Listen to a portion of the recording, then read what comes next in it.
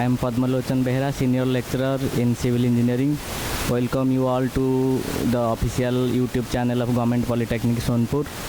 So in today's video, we will discuss about elastic constant of chapter stress and strain of structural mechanics, which comes under third sem civil engineering syllabus of SETPT Odisha. So before you go to elastic constant, you must have the prerequisite knowledge about stress, strain and other related terms. So if you are up to elastic constant, means you have knowledge about that. So comes to elastic constant. Elastic constant means every engineering material has some property, and that property is defined by some constant, and which we known as elastic constant. Why it is called elastic constant? Because every material has some property of elasticity, and up to that limit the material behaves elastically. So the constant that defines these properties, we are telling it as elastic constant. So the first elastic constant we discuss about is modulus of elasticity. Modulus of elasticity, it is otherwise known as Young's modulus. Why it is called Young's modulus? Because one scientist, Thomas Young, discovered this constant, so it is called Young's modulus by his name, which is denoted as E.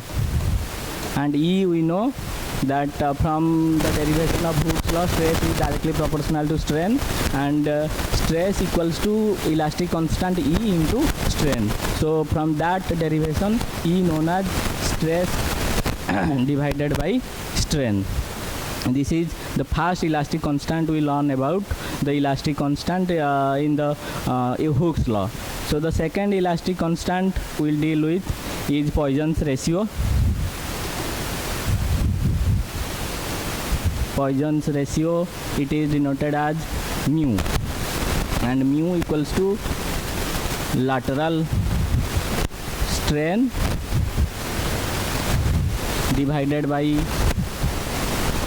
longitudinal strain. So for every material, the ratio of lateral strain to longitudinal strain holds a constant which is known as Poisson's ratio. So the next constant we will deal with is bulk modulus, which is denoted as capital K, and K equals to stress divided by volumetric strain. So volumetric strain means when any material subjected to some stresses, there will be change in volume, and change in volume divided by original volume is known as volumetric strain. So the stress to the volumetric strain holds a constant for every material, which is denoted as bulk modulus K. Then comes the fourth elastic constant, that is modulus of rigidity. Otherwise it is known as shear modulus.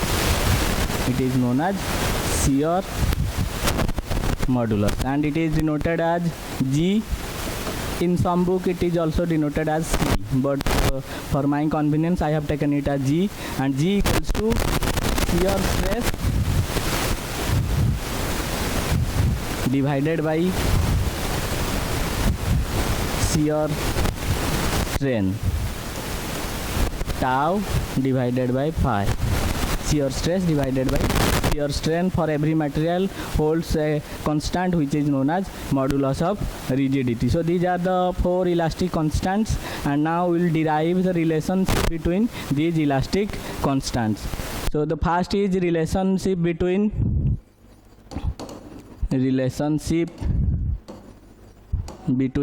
E and K. So the relationship between E and K, E equals to 3K into 1 minus 2 mu. The relationship between modulus of elasticity E and bulk modulus K will be equals to E equals to 3K into 1 minus 2 mu. There is a separate derivation for that, and we will discuss in other videos. So the next is relationship between relationship between E and G. So E will be equals to 2G into 1 plus mu. The relationship between modulus of elasticity E and modulus of rigidity G. E equals to 2G into 1 plus mu. Mu is Poisson's ratio. So for any material, if you know either of any two, that is if you know E, K, then you can also find the Poisson's ratio, or you know E, mu, then you can find the bulk modulus. Similarly, if you know E, mu, you can find modulus of rigidity G, or if you know G and mu, you can find modulus of elasticity E. Then again, suppose we don't know what is the value of Poisson's ratio mu. Then if you know any two constant, then also you can derive another constant, and that is the relationship between E, K and G. So let's derive the relationship between E, K and G. So first of all, we know E equals to 3K into 1 minus 2 mu. Then we know E equals to 2G into 1 plus mu. So we are deriving relationship between E, K and G. So for that you have to remove mu. Okay, so from the second equation we will calculate that 1 plus mu will be equals to the 2G multiplied on this side. So on opposite side it will be divided with E by 2G. So again mu will be equals to E by 2G minus 1. So we know the value of mu equals to E by 2G minus 1. So put the value of mu on the first equation. E equals to 3K into 1 minus 2. In place of mu, put the value E by 2G minus 1. Okay, so now simplify the equation. 3K into 1 minus multiply 2 on both the term of bracket, so 2 cancelled, it remains E by G, then minus 2 into minus 1, it becomes plus 2. So again 3K 3 minus E by G. So E equals to, multiply on both side 3K, so 3K into 3, it becomes 9K minus 3KG divided by, 3K E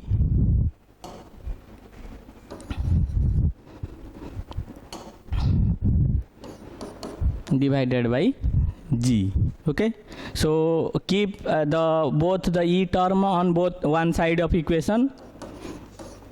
E plus 3KE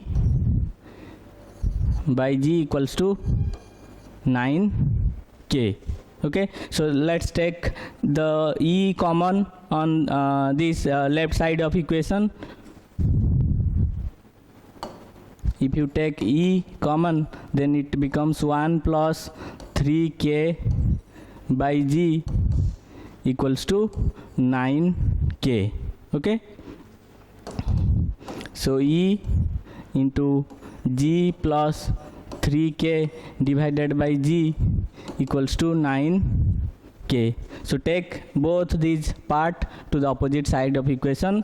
E equals to, the G will be multiplied, 9KG divided by G plus 3K. Okay, so this is the relation between the three constants, that is modulus of elasticity E, bulk modulus K, modulus of rigidity G. So E equals to 9KG divided by G plus 3K. So this is a very important relation. If you know any two of the constant to determine the third constant, which can be determined by this equation. So based on this equation, you will solve many problems regarding the property of material. So in this video, we will learn about this much, and the next part we will cover in next video.